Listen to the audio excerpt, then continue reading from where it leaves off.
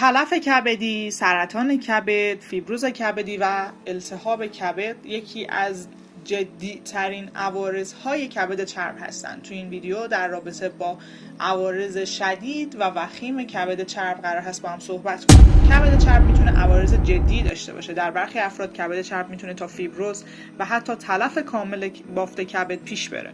عوارض جدی کبد رو میتونیم در این موارد ببینیم، مثل التهاب کبد. در بعضی از موارد کبد چرب میتونه به التهاب کبد منجر بشه که باعث آسیب به بافت کبد میشه. این ممکن هست منجر به علائمی مثل درد شکمی شدید، تورم کبد، عفونت‌های مکرر کبدی و تشدید علائم دیگه بشه.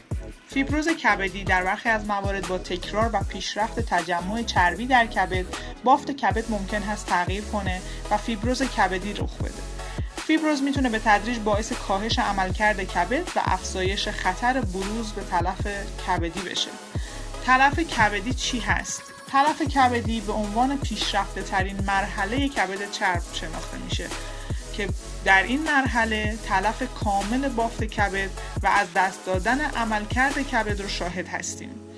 در سیرز کبدی یا همون تلف کبدی علائم شدیدی مثل زردی پوست، کاهش شدید اشتها، تورم شدید ناحیه شکم، عروق پوستی و علائم عصبی و خونریزی‌های غیر طبیعی ممکن هست رخ بده.